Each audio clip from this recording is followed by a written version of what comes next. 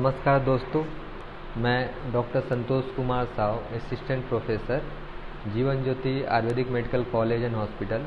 आज के इस सेशन में आप सभी लोगों का स्वागत करते हैं। दोस्तों, आज हम डिस्कस करेंगे शरीर को स्वस्थ रखने के लिए आयुर्वेद विज्ञान में बताए गए दिनचर्या के विषय में।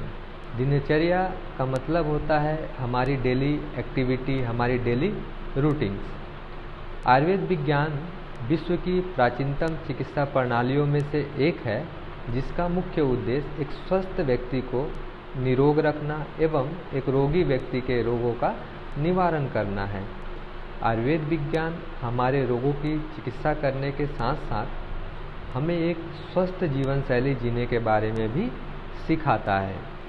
आयुर्वेद एक ऐसा मेडिकल साइंस है जो बताता है कि हमारा भोजन कैसा होना चाहिए, हमारा आचरण कैसा होना चाहिए, हमें क्या चीज़ें करनी चाहिए, हमें क्या चीज़ें नहीं करनी चाहिए। हमारे द्वारा किए जाने वाला दैनिक कार्य हमारे शरीर को रोग मुक्त बनाए रखने के लिए अत्यंत महत्वपूर्ण भूमिका निभाते हैं। इन दैनिक कार्यों का सुंदर उल्लेख हमारे आयुर्वेद शास्त्रों में दिनचर्या के रूप में किया गया है। इस दिनचर्या में सुबह से लेकर सोने तक की गतिविधियों का वर्णन किया गया है। आज के व्यस्त जीवन में इन सभी नियमों का पालन करना थोड़ा कठिन है, लेकिन अगर हम अपने दैनिक व्यवहार में थोड़ी सी बदलाव करके इन नियमों को अपना लें तो यह एक स्वस्थ एवं प्रसन्न जीवन के लिए बहुत ही मददगार साबित हो सकता है।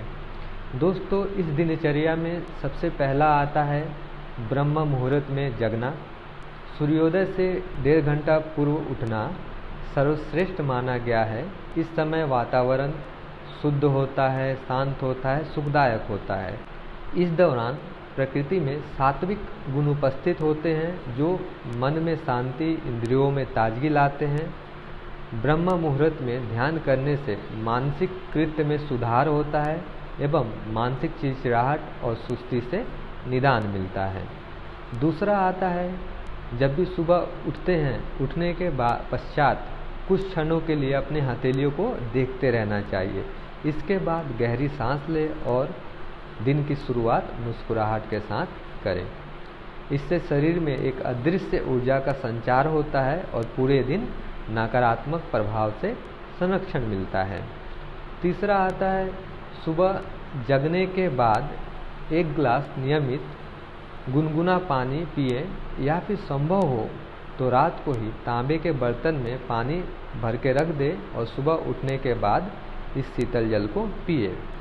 इसके पश्चात मल मूत्र का जो भी वेग है उसको बिना धारण किए हुए इसका स्वाभाविक उत्सर्ग करें। चौथा आता है गंडूस धारण। गंडूस धारण के लिए त्रिफला पाउडर को रात में पानी में भिगो दे, सुबह इसे छान ले और छानने के बाद इसकी जो पानी मिलता है इस पानी से कुल्ला करें। ब्रश करने के बाद गंडूसा धारण करने से अरुचि, दुर्गंध, मसूरों की कमजोरी दूर होती है। साथ ही साथ मुंह में हल्कापन आता है। और यदि हम इस गंडूसा धारण को गुनगुने तिल तेल से करते हैं तो हमारी दांत और मसूड़ें जो होती हैं मजबूत होती हैं। नेक्स्ट आता है नेत्र प्रक्षालना, मीन्स आँखों को धोना। ठंडे पानी से अथवा त्रिफला पाउडर को रात में भिगो के रख दे और सुबह इस पानी को छान ले और इससे आँखों को धोए। यह आँखों के लिए चक्षुष्य बोला गया है, आँखों के लिए बहुत ही हितकर होता है, आँखों की रोशनी बनी रहती है। इसके बाद आता है नस्यकर्मा। नस्यकर्मा के लिए आप अनु तेल या फिर तिल तेल का इस्तेमाल कर सकते हैं। इसके 2-2 बूंदे अपने दोनों नाकों में डालें। ये नस्यकर्मा करने से त्वचा कांति युक्त होती है, सिर में लघुता आती है और मन प्रसन्न रहता है और बालों के लिए बहुत ही लाभकारी होता है। नेक्स्ट आता है अभ्यंग, मीन्स मसाज। स्नान करने के पूर्व यदि अब अभ्यंग करते हैं तो यह हमारी त्वचा के लिए बहुत ही हितकर होता है। अभ्यंग करने के लिए आप तिल तेल का इस्तेमाल कर सकते हैं। इससे शरीर जो होता है पुष्ट होता है, शारीरिक तथा मानसिक श्रम श्रम से उत्पन्न थकान भी इससे दूर होती है। नेक्स्ट आता है सिर अभ्यंग। सिर पर मालिश करने के लिए आप ब्राह्मी, आंवला आदि तेल का उपयोग कर सकते हैं। ये सिर अभ्यंग हेयर्स के लिए बहुत ही लाभकारी होता है। इससे हेयर जो होती है मजबूत होती हैं, घने होते हैं और लंबे होते हैं। साथ अकाल सफ़ेद जो होता है इसमें भी बहुत हेल्पफुल होता है।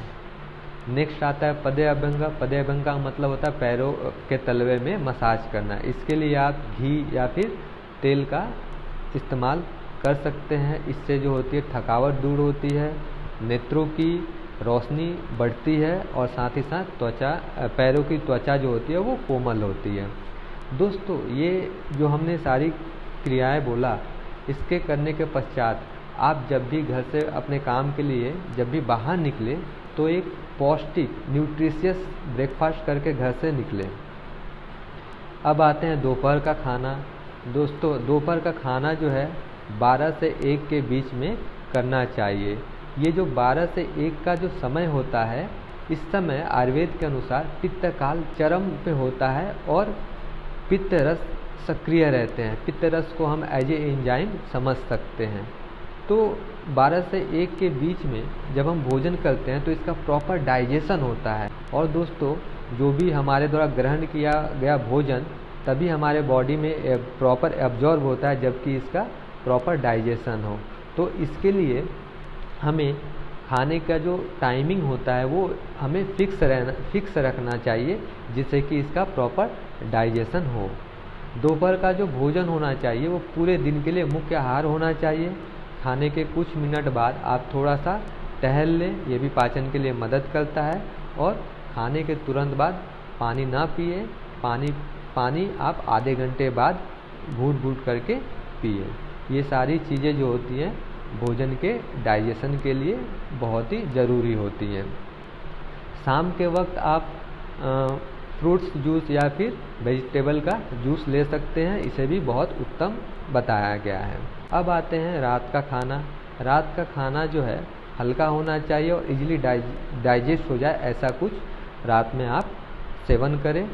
और ये जो टाइमिंग जो होनी चाहिए वो सोने से 2-3 घंटे पहले आपको भोजन करना है और सूर्यास्त के पूर्व ही आपको भोजन करना है। रात्रि भोजन करने के बाद 10 से 15 मिनट आप चल लें, जिससे कि पाचन में सहायता मिलती है। अब आते हैं रात्रि में सोने का समय। 8 से 10 बजे तक सो जाना सबसे आदर्श समय बताया गया है और कम से कम 6 से 8 घंटे अच्छी नींद लेनी चाहिए। आयुर्वेद विज्ञान में बताए गए दिनचर्या का पालन कर हम अपनी शरीर की रोग प्रतिरोधक क्षमता को बढ़ाकर अपने शरीर को स्वस्थ रख सकते हैं। आयुर्वेद विज्ञान में बताए गए दिनचर्या का पालन कर हम लाइफस्टाइल डिजीज जैसे डायबिटिक है, हाइपरटेंशन है, अदर मेटाबॉलिक डिसऑर्डर्स है, इन सभी बीमारियों से भी बच सकते हैं। दिनचर्या हमें मानसिक रूप से मजबूत बनाता है और मन को प्रसन्न रखने में मददगार साबित होता है। दोस्तों, ऐसे ही छोटे छोटे हेल्थ टिप्स लेके हम आगे भी मिलते रहेंगे। ऐसे हेल्थ टिप्स को पाने के लिए आप हमारे Facebook page Jeevan Jyoti college Aligarh को लाइक करें, फॉलो करें। तब तक के लिए धन्यवाद।